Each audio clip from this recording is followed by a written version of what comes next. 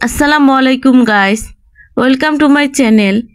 আজকে আমি খুব মজার একটা রান্না করলাম, সেটাই আপনাদের সাথে শেয়ার করছি। তো এটা হচ্ছে ফুলকপির যে ডাঁটাটা আমরা ফেলে দেই সেইটা দিয়ে শুটকি আর সাথে চেপা নিয়ে মলা শুটকি দিয়ে আমি কয়েকটা আলু দিয়ে রান্না করেছি।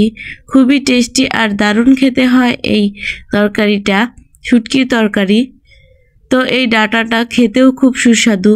আমরা সাধারণত এটা ফেলে দেই, তো এটা যদি আমরা সুন্দর প্রসেস করে রান্না করতে পারি তাহলে খুবই টেস্টি আর সুস্বাদু লাগবে। আর ফেলে না দিয়ে এই তরকারিটাও কাজে লাগবে। তো এটা খেতে খুবই পুষ্টিকর, খেতে খুবই সুস্বাদু আর এটা শরীরের জন্য খুবই উপকারী। তো এই ডাঁটাটা না ফেলে দিয়ে এভাবে কেটে দেখুন, এভাবে চিকন করে কেটে নিচ্ছি।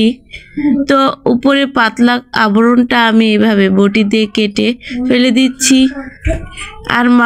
আর সুন্দর করে টুকরো করে কেটে নিচ্ছি চিকন করে। তো এইভাবে আমি কেটে নিয়েছি আর নিয়েছি চেপা শুটকি, মলা শুটকি, কাঁচামরিচ, পেঁয়াজ, রসুন। এইভাবে পেঁয়াজটা কেটে নিয়েছি আর রসুনটা ছিলে নিয়েছি আর আলুটা এভাবে চিকন করে পলে নিছি আর নিয়েছি এই ফুলকপির ডাঁটাগুলা। এই যে ডাঁটাগুলা ফুলকপির নিচের যে ডাঁটাগুলো আছে সেইটা। আর কাঁচামরিচটাও আমি এভাবে ফালি করে নিছি আর পেঁয়াজটা একটু বড় করে কেটে নিছি।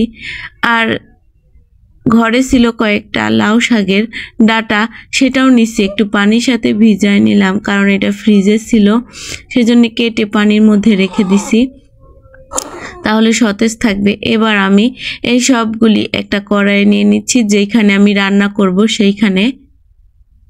তো এই শুটকিটা নিয়েছি, কয়েকটা মলা শুটকি ছিল ঘরে সেটাও নিয়েছি আর দুইটা চাপা শুটকি। আর এই সব তরকারিগুলো আমি কড়াইয়ের মধ্যে নিয়ে নিলাম আর নিলাম মরিচের গুঁড়া, হলুদের গুঁড়া, একটু ধনিয়ার গুঁড়া আর পরিমাণ মতো লবণ। তো মরিচের গুঁড়াটা একটু বাড়িয়ে দিছি, গুঁড়ো মরিচের গুঁড়া, শুকনো মরিচের গুঁড়া। তো সাথে নিলাম সয়াবিন তেল। এখানে ঝালটা একটু বাড়ায় দিলে টেস্টি লাগবে, সেজন্য আমি মরিচের গুঁড়াটা বাড়ায় দিছি।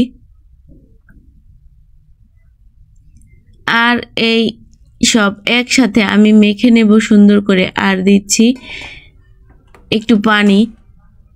আমি এখানে হাফ কাপের মতো তেল দিছি, তেলটা একটু বাড়ায় দিলে টেস্টি হয়। আপনার যতটুকু ইচ্ছা ততটুকু তেল এভাবে ব্যবহার করতে পারেন। আর চুলাটা অন করে আমি পরিমাণ মতো পানি দিয়ে ঢেকে এটা রান্না করব। আর দেখুন, বলক ওঠার পর কিছুক্ষণ পর বলক উঠে এরকম দেখাচ্ছে। চুলার তাপটা বাড়িয়ে আমি বলক তুলে নিলাম। এখন আমি চুলার তাপ মিডিয়াম আর লোতে আবারও ঢেকে রেখে রান্না করব এই পানিটা, ঝোলটা শুকিয়ে যাওয়ার আগ পর্যন্ত। তো একবার বলক উঠছে, তারপর এরকম দেখতে হলো।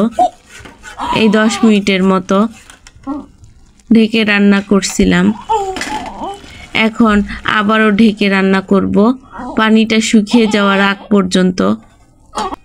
তো 8-10 মিনিটের মতো আমি লোতে রেখে একদম চুলার তাপটা কমিয়ে আমি এটা রান্না করে নিলাম। তো হয়ে গেছে। তো গাইস, এভাবে আমি রান্না করে নিলাম এই ফুলকপির ডাঁটাগুলি। তো ভিডিওটি ভালো লাগলে একটি লাইক দিতে ভুলবেন না।